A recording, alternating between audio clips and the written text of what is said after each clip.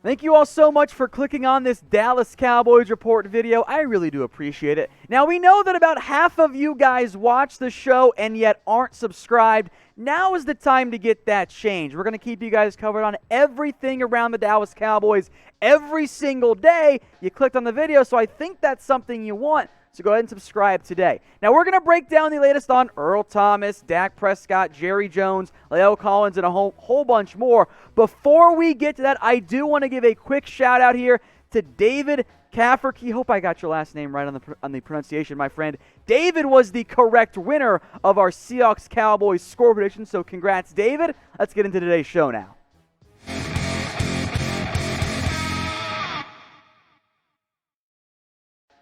Let's start with some Jerry Jones, Dak Prescott discussion. Did Jerry throw a bunch of shade at Dak? No, he didn't. If you haven't listened to the interview, if you only saw what Clarence Hill tweeted, Clarence, fake news. There's no way around it here. He accused Jones of saying, oh, Patrick Mahomes or Wilson or Romo would have thrown a touchdown pass at the end of the game. Here's Clarence's tweet. Said, oh, yeah, even Romo could have done it. They could have pulled it off. Did I hear that correctly, Clarence tweets? No, Clarence, you didn't hear it correctly. That's not what was said. Not at all. In fact, Jones actually offered praise for Dak Prescott's play. He wasn't saying, oh, Mahomes or Wilson or Romo would have done that. He's saying that Dak is in the same conversation with guys. Here's exactly what Jerry Jones said. I did edit a little bit because, well, Jerry has Jerry moments. He said Mahomes is very quick, elusive, can get in and out of situations with his feet. Russell Wilson can do the exact same thing. Great ability to get in and out, make the play. Here's the emphasis part, okay? The play Dak made at the end of the game that got intercepted was the result of Dak's ability that let him get that ball off was really great and outstanding. That's praise, Clarence. And he continued. These guys do that a lot. They have that ability a lot. They're very quick-footed. They have the unique ability to possibly take their eyes away from the field for a minute and focus back and see. He also said Romo had that. So, folks, here's what we do at the Cowboys Report. We tell you what's BS and what's not BS. We tell you how it actually is. Jerry did not criticize Dak. That's not what he said. Now, look, if you want more from Dak Prescott, if you don't want Jerry talking so much, okay, I get that. Don't fall for the fake news. Clarence Hill hasn't deleted the tweet yet. It's been up for hours. It is factually incorrect. I don't get it. We're not going to do you that way at the Cowboys Report. Now, are we going to be wrong sometimes? Of course, everyone is, especially when we're trying to make predictions and guess and stuff. What we're not going to do is put out erroneous information that we now know is wrong and refuse to correct it. If you haven't already, you know what? Get your news from us here at the Cowboys Report. Go ahead and subscribe. Let's go now to injuries. La'el Collins, this one's not good. Is he going to be out longer than anticipated? Yeah. Look, the Cowboys had said, and I thought, oh, yeah, he's a little bit out of shape at the beginning of the year. He's going to be fine for week 1. Then the hip injury pops up, and they're pushing, oh, yeah, it's a short-term thing. Now you got Mike McCarthy calling it significant and saying he just hopes La'el doesn't have surgery. Guys, I am concerned here. This is not good.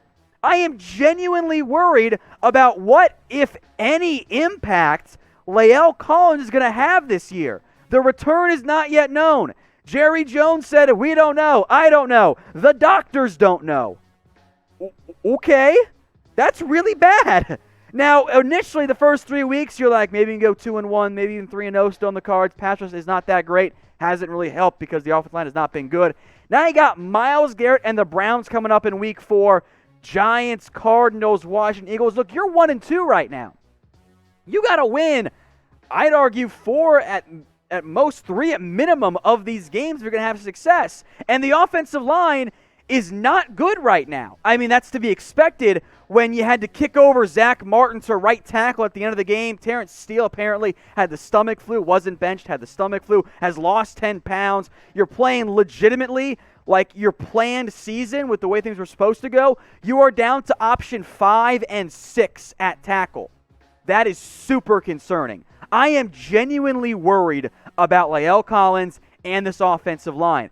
I no longer know if La'el's going to play this year. I can't say with certainty one way or the other.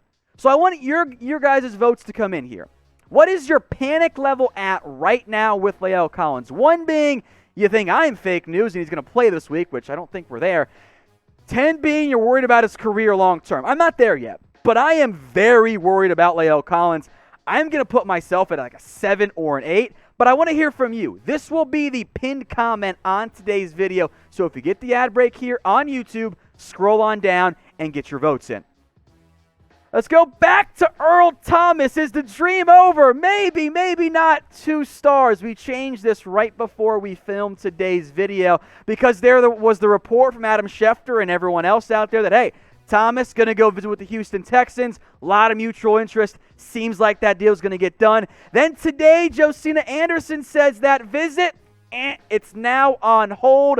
No real reason given. And maybe the Cowboys have a chance here. Maybe the dream isn't over. I'm not going to get my hopes up yet. But I would at some level like for the Cowboys to try. You had Stephen Jones say, I think it was yesterday, that, oh yeah, we feel great about our internal stuff. We like who we have on the depth chart right now for the Dallas Cowboys, and we're going to look internal. We're not going to bring anyone in for a visit. I don't get that. Talking about guys on the practice squad, guys coming back from IR, I'm fine with Xavier Woods. Your other safeties haven't been good at all. So I will give you guys potentially the last chance to vote on this one, at least until next year's free agency. Am I right? Will the Cowboys sign Earl Thomas? Type Y for yes or type N for no. Now look, if you're concerned about the off-the-field stuff with Earl Thomas, I absolutely get it. But at some level, regardless of if you vote Y for yes or N for no, you have to go find secondary help. This is not a good enough unit. You are not supposed to have multiple plays a game where receivers are just uncovered wide open. There are problems. And I don't think one player is going to fix them.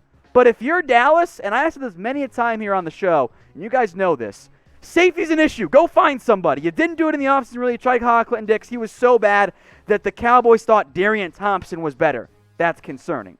Now, on the bright side, if you want to go find a safety of some level, there are some guys out there. Eric Reed's still a free agent. Demarius Randall is going to visit the Seahawks. He could be an option. Clayton Gathers, Morgan Burnett, Antoine Bethea. Do I love them? No, not really. Would I give them a shot? Sure, why not? At this point, you got to make major changes because your defense is one of the NFL's worst right now, and historically, one of the worst the Cowboys have ever seen. One quick note here, by the way, before you ask about it. Tony Jefferson, Rashad Jones are not healthy right now, so that they're not going to be an option for the Cowboys. All right, more offensive line, more injury talk here. Is this the week Tyron Smith returns? I don't know, maybe. I'll put it at 2 stars right now in the words of Stephen Jones from last week. He has a great chance to play, and it'll be a game-time decision. The Cowboys, and the Cowboys are the reason I don't trust people, because they keep saying, oh, well, maybe it's time to play. Oh, Collins is fine. They just don't give out accurate information about injuries. I don't like it. They lie to our faces a lot. It's tough to actually know what the hell is going on. Smith's neck injury has cost him 2 games. In hindsight, I don't think there was much of a chance he was playing back in week 2. Maybe he'll be able to return in week 3. I'm not sure. As of late, the Cowboys have gone with Brandon Knight and Terrence Steele at the tackle spots. Terrence Steele had a stomach bug, as I mentioned earlier. I don't know if he's going to be able to play in week 4. Looney was at center. They eventually kicked Martin over to right tackle. If Tyron's able to play, especially with Steele now dealing with that stomach bug, I think the next best tackle is fairly obvious if you include Martin at guard, which we'll discuss later. I think it's Brandon Knight. I think Brandon Knight, just through and through, regardless of what the PFF run grade says, I think he's been better. He's been a better tackle for you. Now, he's played left tackle. He's played right tackle. Ideally, you can find a way to get Knight some reps at right tackle, but that would require Tyron to be out there at left tackle. I don't know if that's going to happen. So you got some issues here in week 4. You might have to just roll with Knight getting the left tackle reps and Martin the right tackle reps. It all depends on if Smith can play and or return this week to practice. So get your votes in. Do you think Tyron is going to play in week 4? If you think yes, type in P for play. If you think that's not going to happen, I want you guys to type in O for out. You don't think it's very likely. Now, as we've mentioned before, for the rest of the month only, we have a special hookup with our friends over at BetUS. Head over to chatsports.com/bet. Use promo code Cowboys125. Once you sign up and deposit, put down $100, get that 125% deposit bonus. Email us at cowboys@chatsports.com, and we'll get you guys hooked up with a Cowboys jersey. Only available, of course, for new BetUS customers. Only available for the end of the month. Unlimited people. I will make a quick note here. The CeeDee Lamb jerseys, super on back order, so maybe don't pick that one, but there are other players, of course, available. It's chatsports.com/bet, and then email us, cowboys@chatsports.com. More O-line talk. How about keeping Tyler Biadasz at center? I'm actually going to give this one 3 stars. It was floated out by John Owning. I've gone back and watched the game a couple of times. Coach's film came out early. Look, as weird as this might sound, Connor Williams in particular, but the offensive line in general, was much better once Tyler Biadasz took over at center. Chemistry matters, and maybe it's just that Williams was getting his sea legs under him. He's back from the injury, just getting better and better, which he has for the most part as the games have gone on. I'm not sure exactly what it was. Maybe the play calling was different. But when Biadasz took over at center, I thought the unit of the offensive line was just better. Now, what I would do, hypothetically speaking, is if Tyron Smith can play, and I don't know if he's going to be able to in week 4, this is what I would do. Tyron at left tackle, Williams at left guard, Biadasz at center, Looney at right guard, Zach Martin at right tackle. Connor McGovern, I guess he's just bad? Can't even get on the field. Like, this coaching staff does not like him, apparently. Now, if you want to try and rotate around and like put Zach Martin at right guard and put Brandon Knight at right tackle and maybe even let Looney and Williams battle for left guard, I am down to have that discussion. And if you're worried about Collins long term, I am also down to discuss Williams going over to right tackle if that's an option. You have options here and different routes you can go. But I think what I want to do right now, based on week 3, and this of course could change in week 4 if he has a bad week of practice, I think Tyler Biadasz should be starting for the Dallas Cowboys.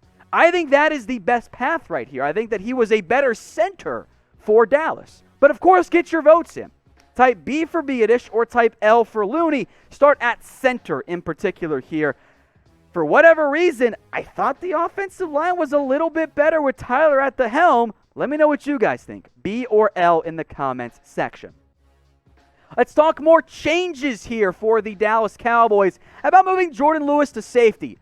Look, at this point, guys, you can pitch me Zach Martin at safety, and I might legitimately consider your ideas here. 2 stars on this one. I am down to look at it. Lewis has not been great at corner. Now, in general, no one in the secondary has really been all that great. Lewis has struggled in the slot with quicker, faster receivers, but he's actually been a pretty damn good tackler, and he's had some good reps at tight ends.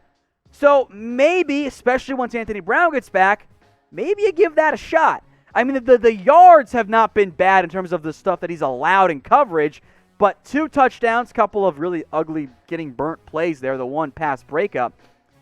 And plus, of course, a critical penalty that he got burnt by Tyler Lockett that resulted in a big-time pickup for the Seahawks after a Worley interception was negated.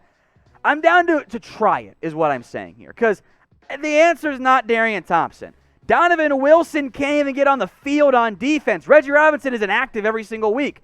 Brandon Carr, okay, whatever. Now, you pretty much have to wait for Anthony Brown to get back and get healthy. Once that happens, maybe it makes more sense, but I'm still trying to get my 5 best defensive backs on the field. I don't think Darian Thompson is one of those guys. So maybe it works, maybe it doesn't, maybe it's a bad idea, I don't know. But let's at least try it, because whatever the Cowboys are doing on defense, it is not working at all. Hey Cowboys fans, thanks for watching the Cowboys Report. If you haven't already, click right here to subscribe to our channel for all the best Cowboys coverage on the internet. That's news, rumors, highlights, mailbags, film studies, and a whole lot more.